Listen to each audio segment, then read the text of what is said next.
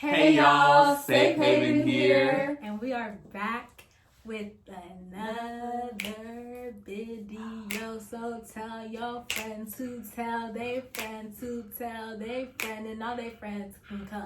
Oh, that's not me. Like the.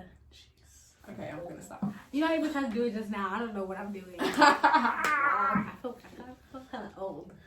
Okay, we back with another video. I miss y'all. Do you miss them? Well, I miss every last one of It's you. because I always trying to be everybody's favorite. I'm saying, Always like, trying to be the favorite. in reality, They it's always don't gonna be me. know you. But You see how I didn't even say It's anything about being me. favorite? no, but see, it's your approach. This is where it hurt. The approach. See, Hey, I just miss- wanted to get this you want to get intimate? They don't want to get intimate with you though. is intimate. They don't have that desire. That's why it's called Safe Haven. Thank you. Whatever. okay. Anyways, y'all pick the color scheme. We trying to switch it up on y'all. You see it? So who's the best dressed? Okay. Best fit. I mean, I'm not even wearing no shoes.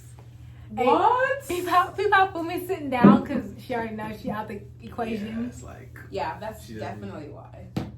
Okay. My haters motivate me to go. Okay. I'm not a hater. It's just honest. But Take it however you want to take it, honey. Anyways, guys, we're back with another video. We are so excited. And I love switching things up and not letting them know what kind of question I'm going to ask them before we start the video. Because I feel like that's how you get the, like, real, authentic, yeah, raw answer. Like, you can't prep. It's just whatever the spirit says, you just...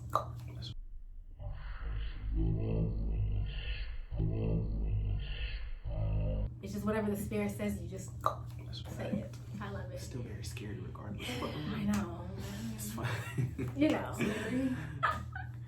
So the question is, what would y'all say is the hardest thing about being a worshiper / like young adult and like walking in faith? So do y'all want me to go first? Mhm. Okay. I would say the hardest thing for me is the fire and being refined in the fire. I think sometimes it's easy to get a word over your life or a vision for your life or to see what you want to do in life and be like, oh, like that's a beautiful thing. Like we all love like the end goal or how it's gonna look. Like that's such an easy, like if that's all that our walk was, I'm here for it. Sign me up, first person in line. But the reality is it can't be just that. Like or else you're gonna walk into fulfillment of purpose too early, prematurely, and we're not gonna even know how to handle it. Yeah. So God really stresses the importance of like being refined. And for me, I'm just like, gosh, I don't like being refined. I don't really know who does. Like, and one of the biggest reasons, I think I was telling someone this the other day, I think I was telling John, shout out to John, like, the hardest thing about being refined is being forced to look at the man in the mirror. Mhm. Like, you don't want to see the real you because we all like to walk around and be like, it's everybody else. Like I'm good. Like I'm holier than thou, or I don't make mistakes. I'm a good. I don't have character flaws, but I'm like being in the fire. God, it's as if God forces you to see all of your character flaws. Yeah. Mhm. And do you know the crazy thing? I feel like it's harder to judge other people when God is busy showing you your character flaws. Mhm. So then it's like, you can't even make excuses for the way you act. You Yeah. can't even blame, oh, it's so-and-so. Because it's like, here comes God. We're fighting you in the fire. No, precious. You forgot you struggle with this. Mhm. Or you have this. Or you're short like this. You know what I'm saying? Like, and I think when you're faced with the man in the mirror, it forces you to take action. For sure. And it's so much easier just to sit and be like, it's everybody else. Yeah. And it's so much easier not to be forced to take action. So I feel as though that is the hardest thing. But for me, what helps me, I guess, because you can't just, be we have to be solution-minded people. Yeah. What helps me a lot is just, one, God always tells me this over and over again is like, everything is not forever. Like, be heaven-minded and knowing that this fire is hot. And you may not like the way you look right now in this season, but it's all for greater. Yeah. Everything I'm gonna put you through or allow you to go through is all for a greater purpose. It's for fulfillment of your purpose. And the thing is, he's not gonna allow anything to just happen that serves no purpose. Yeah. He's not gonna allow you to be in a season that you can't learn from. He doesn't waste anything. Yeah. And so what helps me is just being heaven-minded and knowing, like, yeah, I don't like the way I look right now. I don't like looking at the man in the mirror, but for the fact, God, that you're still invested in showing me the flaws of my character lets me know that you're not done with me, That's good. and that you're actually investing so much time in showing me all the things I need to fix, all the screws I need to re-screw, Mhm. because you want to use me so badly still. Yeah. So that's, I don't know, that's what kind of helps me, like, That's in good. being a worshiper slash That part. Spit. these people. I think the hardest thing being a young adult in faith, especially a worship leader, I find a lot of times, especially like with our age, from like I guess 18 to about maybe 24, 25, it's kind of like a lot of people's prime to where it's like, oh, everybody's going to college, so the easy thing is to like go to a party or, you know, drink, smoke, because you see so many people around you that are doing it. And when you feel that conviction to where it's like, you know, you're not supposed to do it, but sometimes it can be scary because you don't want to feel, I guess, that you're missing out. Yeah, exactly. So where it's like, you know, sometimes, like for example, I know for me, people have invited me to go to parties, and it's a thing to where like I worked on so much. Now it's like I just say no because I just don't want to go, and I thank God that He gave me that, you know, the wisdom to know and like discern whether I should go to certain places or not. But I know I've gone to parties, like I've just felt so out of place because it's like there's nothing here for me. Like I don't drink, I don't smoke, so there's no benefit. You know, of course I love to see my people because I'm a people's person, so I love being around people. I love being around friends. You know, who doesn't dance at a party? Like it's the vibe, you know, especially at our age. But when you know that you're called to higher, when God has placed a special, you know, a calling on your heart, and He's called you to do something great, you're not going to go across the same, you're not going to go the path that you think you're supposed to be going on. He's always has an alternate plan for you. And so, and I think another thing kind of like to tag along with that is, I know a lot of times it can get really, like ministry is not glamorous. Like we see these people, like we see Bethel and we see Hillsong, you know, even places like Transformation Church or like Hillsong Church, and we see them, you know, doing these big conferences and having all these people and these, you know, these just big speakers. And we're like, oh yeah, ministry, hopefully it can be something like that. But when you really get down to the nitty gritty of ministry, there's gonna be Saturdays where you're like, man, I don't feel like practicing for Sunday. Or I don't feel like, you know, getting ready to share something for Sunday. I wanted to say this morning. Man, like, I just don't feel like you're driving to church and it's like, I'd rather be in bed, you know? And I think a lot of people get this, because I know, especially if you're called and someone tells you that like you're called, you get so excited because it's like, oh man, something big's about to happen in my life. Or like, you know, this is the next big thing. Like, you know, I'm going to be serving God. It's going to be great. It's going to be exciting. But if I'm being honest, it's not all that exciting. And that's just keeping it real. Not to say I don't love doing it, but there be some Sundays where it's like, man, I could really just be asleep. Or, you know, we'd be at practice and it's like, I could really be out hanging with friends. Facts. I could be at the mall, cooling it, kicking it with some people, you know? But I think one thing that I do to cope with both of those things is just remember my calling and remember that, you know, there's a greater purpose behind what I'm doing. So, because if I decide one Sunday to just take off and not minister and not sing, I'm probably missing one life that I probably could have touched and that God wanted to work in me to reach that person. If I don't rehearse a song and then we get on stage Sunday and we're not doing it in excellence, then it's like we're probably losing the person who's there for their first time and they're not really feeling the worship because it's not at 100%. It's not done at the highest level, you know? And so just reminding yourself all the time that there's a greater purpose. Like this is bigger than you. Because I think one thing you have to understand, whenever you're doing ministry is not about you as soon as you join. It's always about God and then the people that God is trying to reach through you. So there's not a lot of self-gain when it comes to ministry. You see a lot of times, like even people who work in church, they don't make that much, you know, when it comes to like finances. So that's why, you know, I think that's another big reason why kids, or like even teens our age, are kind of discouraged from like wanting to go into ministry, because when when they tell their parents, oh, I want to be a worship leader, or I want to, you know, just serve in the church, a lot of parents will be like, where's the money in that? Like, that's not, you won't be able to raise a family, you won't be able to have a secure future. You know, how are you going to pay for a house? How would you pay rent? How would you eat? But then that's like, a lot of times for me personally, I always know that as long as I'm doing what God has called me to do, and I'm walking in the steps that He has me walking through, He's going to take care of me regardless. Absolutely. Like, there's no worry about financials. There's no worry about, you know, rest. There's no worry about just anything, because I know that I'm doing what God has called me to do, and I'm serving in His ministry, and I'm serving for His will, and like His riches and glory is all going to come down with that. So, just, you know, if I guess you're in ministry, or if you want to get into ministry and you're feeling discouraged, just dive in head first. And I think it helps to go in whenever you're super excited about it, because then, you know, when you get to that point where you feel burnt out or you feel tired, you'll always be able to remember that, like, I am called to this. This is what I am supposed to do, because this person told me this, or God spoke through this person and told me that this is what I am supposed to do. And when you remember that it's bigger than you, and there's like a bigger purpose, and there's a deeper purpose behind what you are doing, then it just makes the journey a whole lot easier and a whole lot more fun. So, yeah.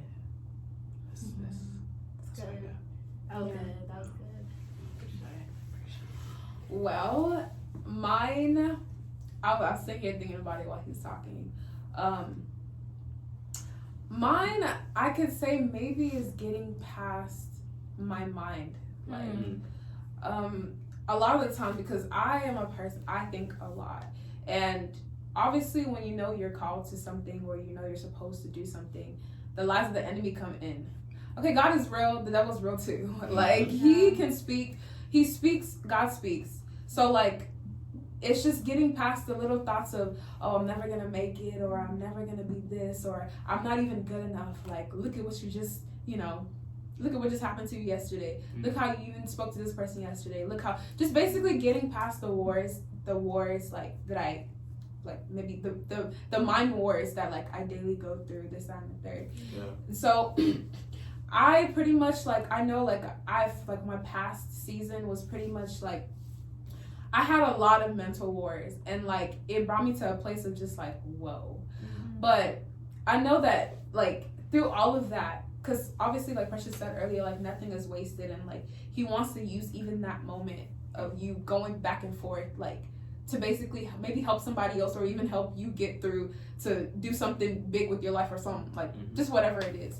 So I remember like just I think it was like on one of the posts that I posted like a few days ago, but God was just like, listen in, I'm speaking. Like He was like, basically that His voice is louder than anything that like can basically come in and try to mess you up, or like derail you from what exactly like where you're going. Because a lot of the times like our walk with Christ is, because this is more than just like worship is a lifestyle. Worship is the way you live your life. It's not just the fact that we get up there and sing, and you know what I'm saying. So I think personally, it's just like just this daily walk of like, you're not good enough. You're not good enough for people. Like you're never gonna make it this where like you're not even, you know, you can't even amount to nothing type of mindset. So one thing I know that helps me with that is obviously the Word of God.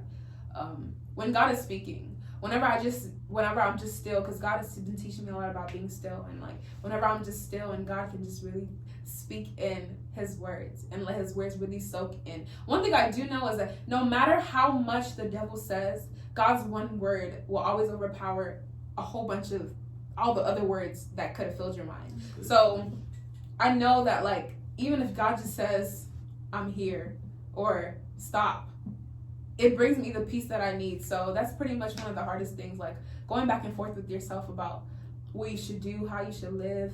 Is this even for you? Like, I know a lot of times I'm just like, dang, is this even for me? Like, why am I? But I know that like His voice is way more powerful, and that everybody should live a life that they are called to. It says in the Bible, like, live a life that you're called to. And like, whenever God has already spoken, that's it. Nothing else. Like, that's it. Because when He speaks, His words are life, and life there is no life apart from his words. Like, his words are literally why there is everything. His words are everything. Like, we live on every word that comes. That's why I really like the scripture. I've been on it for a while now. Man shall not live by bread alone. Meaning that, like, I take it more because when Jesus were talking, like, you know, the devil was telling Jesus, like, go turn this thing into bread or whatever like that. And he was like, man shall not live by bread alone. Meaning that, like, okay, in his situation it was food, but like, man shall not live by the flesh alone. Man shall not live by the things that we see. Man shall not live by money alone. Man shall not live by the things that we think satisfy us, but we're living by every word that God speaks. And everything that he speaks literally means something. Even if he just says, I. You see what I'm saying? Like, every word that comes out of his mouth means something. So that's what's been keeping me, you know, going. So yeah. Mm-hmm. That's nice. Yeah, guys. That's nice. So I think we can all agree, like, it's not easy. It's not. It's not easy. And I think gone are the days where, like, I love our generation a lot because we're very real about the real. Yeah. Does that make sense? Like, Yeah. we're very real about the real. Mm-hmm. I think, I mean, no offense to the past generation. Don't come and fight me. No offense to the past generations, but our generation, I feel like we almost go out of our way to be real about the real. Like, be authentic with like, ourselves. I'm struggling with this, or I'm struggling with, and I so love that because I feel like that's what God wants. Like, be real about what you're going through, so that I can actually like create a real relationship with you. Like, you see what I'm saying? Worshiping in spirit and truth. Exactly. If you're struggling mentally with what I've called you to do, tell me so I can tell you what to do. You know, if you're struggling with, you know, trying to fit in with your age mates or your friends, tell me so I can tell you what to do. If you're struggling with the test, tell me so I can tell you how to pass the test. You know what I'm saying? Like, he's very much so like, don't hide what you're struggling with. And I just love the fact that we can even sit here and have these conversations like as minstrels or as honestly just regular young adults just trying to you know, live life and do relationship with Jesus. Like, we can let it be known, like, there are times where I'm off, and there are times where I don't pass the test. I don't. And so, like, and he has to take me through the test over and over again. And I'm sure there are times where it's like, I don't want to go to this party, but look, I ended up going. Like, you see what I'm saying? Like, let's just be real. Like, there are times where my mind or the lies of the accuser in that moment won. Like, won over, you know, not wins, because it doesn't win, but like, it's louder than that of truth. Like, there are times where stuff gets real. And I feel like when we're real with one another and we're real with, most importantly, God, that's the only way he can help us. So I'm so glad that we get to have these conversations. And I'm so glad that we get to be honest about, like, it's not easy. But we here regardless. Exactly. And it's rewarding. It is. What is it that I always say? The cost is great, but the prize is far greater. There it is. And I'm like, oh yeah, let that be known. Like, let it be known that, like, when you say yes to relationship with God, the enemy or the accuser is going to do everything in its power to break that unity. Literally, it's like different. Eyes have not seen, nor have the ears heard, like, what God, like, has in store for those, like, for us as children. Like, literally, his thoughts are not our thoughts at all. So even if, like I was saying before, like, even if you're going through, like, something mentally, like, because a lot of the stuff, before you even, like, I remember Pastor Stephen Furtick said this, before you catch a feeling, you catch thoughts. Like, it all starts in your mind. So, like, literally, just always remember that God's thoughts are not our thoughts. Like, what we think about ourselves, like, negatively, God is not thinking about us that way. Like, how he saw us from the start is how he still sees us. And always remember that he is for you. Always.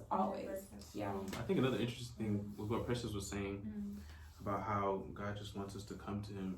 It's not that he doesn't know, because he obviously knows. He knows it's like the back of his hand. It's just a matter of him wanting you to come forward to him with that, because, you know, God is not, he's not going to push himself on you. He's not aggressive. You know, he will let you go on your own time. But the sooner you decide to go forward with that, and the sooner you decide to, you know, just let it be known that this is what I'm going through and God, I need your help with it, then he's going to help you. He's going to have you come in with open arms. He's ready. Like, he's ready to receive any burden that you have, anything if you're feeling weary about it. Like, he's here for it. So just go to him. He got you. One last thing to add with what you were saying. I think it's so important to just go to him. because I think Yeah. the longer you wait, the more distance it creates. Yeah. The more distance it creates, the more space the enemy comes in Mhm. to tell you you can't go to him. Mm-hmm. So I feel like when you just do it as soon as it happens, and Yeah. obviously it's easier said than done. Sure. But I feel like when you command yourself to go to him regardless, in any relationship, I feel like you honor when someone has the boldness, because it's brave. You know, I think I used to say it like, confession is brave. Mhm. Like, he honors that. He loves that. He says, come to me, come to the throne room of grace with confidence. Like, you know, like boldly, yeah. Because I feel like, dang, like, the longer you wait, the more space you give the accuser to just Yeah. lie To just and say convince more. you otherwise. Yeah. And the longer it takes to just kind of be free. Yeah. So like I think that's our challenge. Like let's challenge all of us, y'all, us as Go a out team. there. Just go Like- forward. And Confession is do it. brave. Yeah. Yeah. Confess. Confess is brave. Like He tell him wants what you to. struggle with. Tell him like God, it's not easy. Okay, like look, and he's probably like, I know. If you didn't feel like serving him, tell him that you don't feel like serving him. Like Tell him. Tell him You I want like, to worship you today. he wants everything. Yeah. But real. He, Like, he knows all of it Listen. anyway. Like if you think he already knows it. Yeah. so you might as well go to just. him. You might as well. Come on. Go to him. Just get some Go to personal- him. Yeah. Go to him. Go to him. Go to him. Go to him. All right, guys. Until next time, you know what else to do. Our favorite thing to do. So Let's shoot. Oh, you didn't even tell him. I was just about to tell him. I thought You that's what gotta you're tell talking about. us. Listen, Yeah. look. Just leave. There's a thumbs up. There's a thumbs up. I was like, what are they talking about?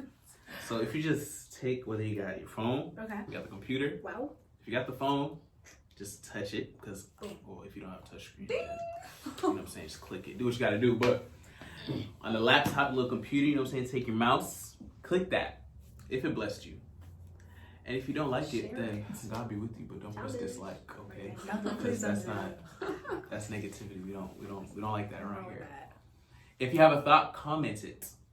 If it's just an emoji, then emoji it in the comments. This emoji. If it's I'm you giving like us- it, if it's Anand is my favorite of Safe Haven, comment that. Precious is the ICS of Safe Haven. See, but Say, Real- maybe everybody likes for me say that. so realistic comments though. Back to At the end Anand. of the day, No, but realistic comments. we already know what it is. Anand is your You favorite. guys know. What's known So- doesn't have to be said. Mm.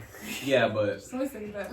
if you just wanna share what's on your heart that Anand is your favorite, then our cash app will be. I'm joking. Why you doing money? I don't know. You know what I'm saying? College expensive, but look, I'm just playing, man. Like, comment. Oh, and don't feel free to subscribe. Join the family. Turn your post notifications on. Hey, Ding, hit ding, the ding. bell. So you know when we post. You know, be the first one to see. Be like, oh, say it. To be like, oh, I see it. Be the head and never the tail. Come I on. know. Come on.